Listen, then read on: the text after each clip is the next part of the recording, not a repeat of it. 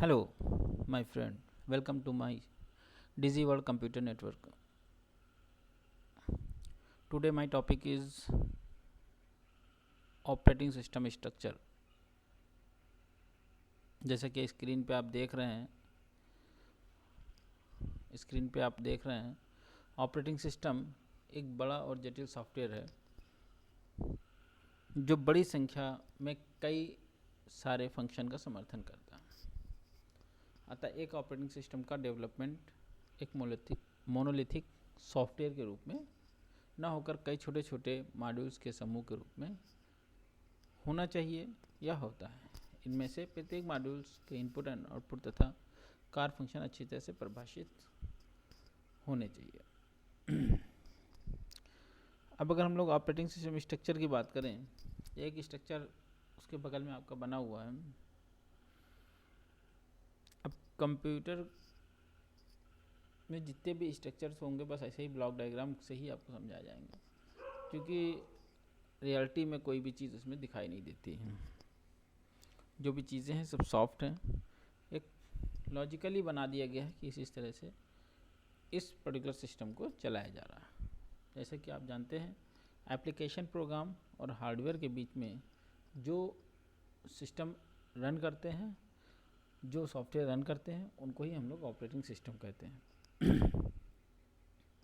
जैसे यहाँ पर residence system programs and M S DOS driver programs दिखाए गए हैं.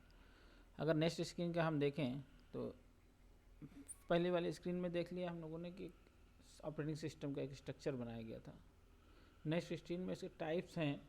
3 टाइप्स हैं हमारे पास में ऑपरेटिंग सिस्टम के. पहला टाइप है जिसे monolithic operating system monolithic structure of system, जो कि सिंपल स्ट्रक्चर भी कहा जाता है. इस पर्टिकुलर सिंपल स्ट्रक्चर में हमारे ऑपरेटिंग सिस्टम के जितने भी पार्ट हैं, जितनी भी लेयर्स हैं, सब एक दूसरे से कम्प्लीटली बाउंडेड होती हैं. अगर लेयर हमारी बाउंडेड हैं तो उसकी वजह से हमारा ऑपरेटिंग सिस्टम बहुत ही कॉम्प्लिकेटेड होता है. स्पीड के मामले में मोनोलिथिक ऑपरेटिंग सिस्टम बहुत ही फास्ट स्पीड में होते हैं, क्योंकि ऑपरेटिंग सिस्टम के द्वारा किया जाने वाला सारा का सारा कार्य एक ही मॉड्यूल के अंदर अवेलेबल होता है. कर्नल लेयर्स और हार्डवेयर प्रोग्राम सारे के सारे एक ही मॉड्यूल में अवेलेबल होते हैं, जिससे कि हमारा ऑपरेटिंग सिस्टम बहुत तेज़ी से रन करता है. तो मोनोलिथिक या सिंपल स्ट्रक्चर ऑपरेटिंग सिस्टम की अगर हम बात कर लें,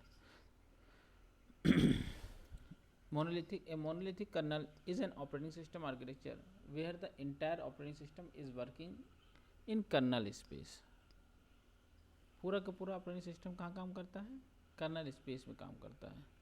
the monolithic model different from other operating system architecture. और मोनोलिथिक मॉडल जो है दूसरे ऑपरेटिंग सिस्टम मॉडल से एकदम डिफरेंट होता है. किस तरह से डिफरेंट होता है इसके बारे में हम बताते हैं. पहले ये पूरी डिफिनीशन क्लियर कर लेते हैं. The monolithic model different from other operating system architecture such as the micro kernel architecture. इसी को हम लोग जिसको जैसे कि माइक्रो कर्नल ऑपरेटिंग आर्किटेक्चर है, जो इसका स्ट्रक्चर है, आर्किटेक्चर जो है ऑपरेटिंग सिस्टम का एक पार्ट होता है माइक्रो कर्नल ऑपरेटिंग सिस्टम. ठीक है, उससे डिफरेंट होता है. इट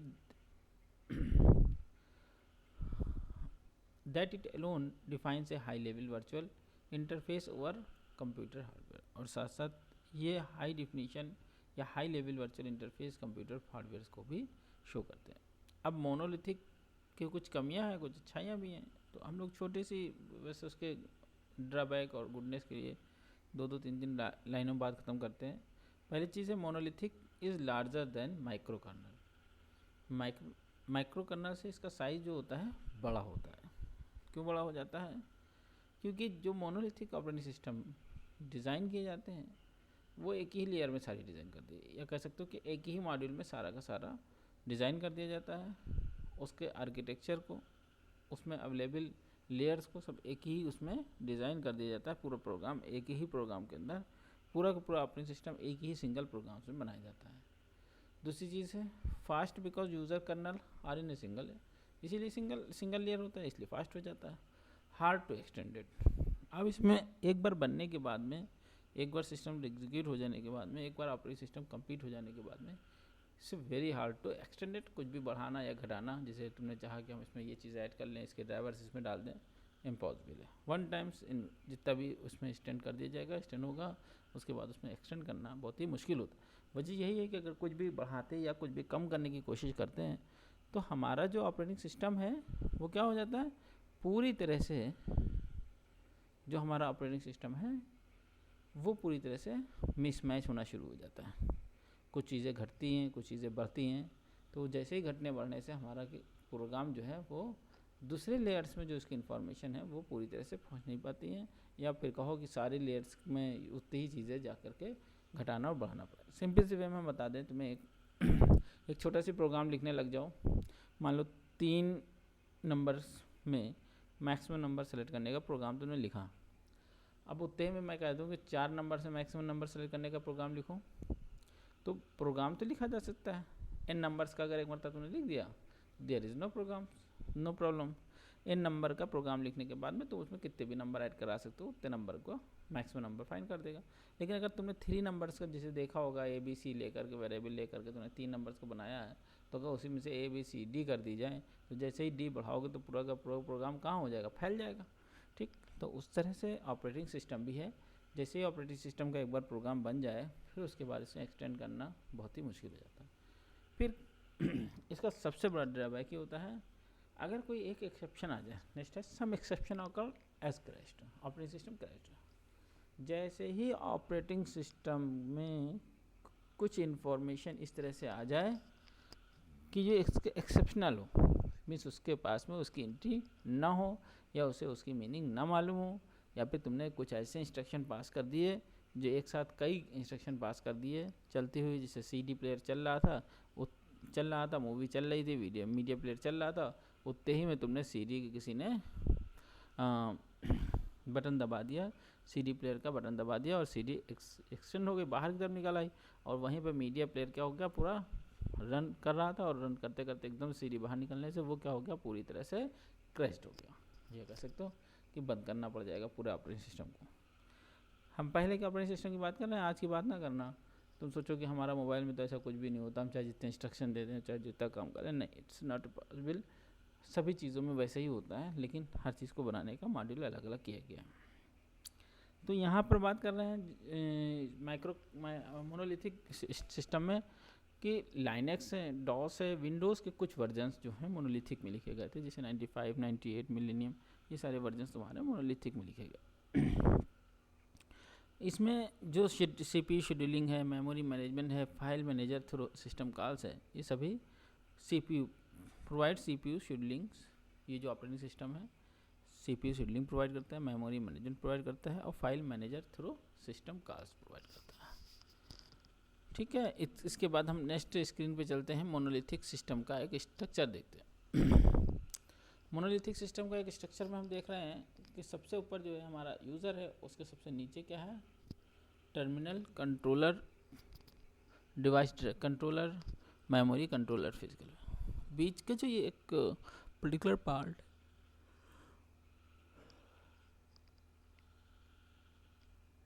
जो पर्टिकुलर पार्ट है, shells and commands, compiler and interpreter, system libraries के बाद का जो पार्ट है वो है कर्नल। सब ऑपरेटिंग सिस्टम का काम यहीं से शुरू होता है, कर्नल लेयर्स में ही हमारा ऑपरेटिंग सिस्टम भी इसमें। इसी वजह से इसमें थोड़ा सी प्रॉब्लम है, क्योंकि system calls interface with the kernel interface to the hardware. उधर सिस्टम कॉल इंटरफेस, ऊपर वाली लाइन में अगर आप देखिए सिस्टम कॉल्स इंटरफेस, ठीक, नीचे वाले में क्या करा, kernel interface to the hardware. तो ये जो ब्लॉक्स डायग्राम बने हुए हैं, लेयर वाइज बने हुए हैं, मोनोलिथिक का ही डायग्राम है ये।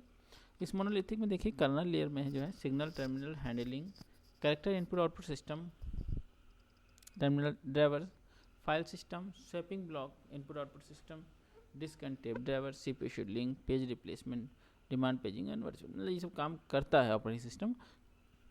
इसलिए कर्नल लेयर के थ्रू ये काम कर लेता है। एक बार इस स्ट्रक्चर को बना जरूर लेना, बस सिंपल से वे में समझने के लिए। दूसरा एक और भी सिंपल स्ट्रक्चर बनाया गया मोनोलिथिक का, टेनेनबॉम बुक से निकाला गया, मॉडर्न ऑपरेटिंग सिस्टम में इसकी टेनेनबॉम बुक है। तो उसमें सबसे नीचे जो है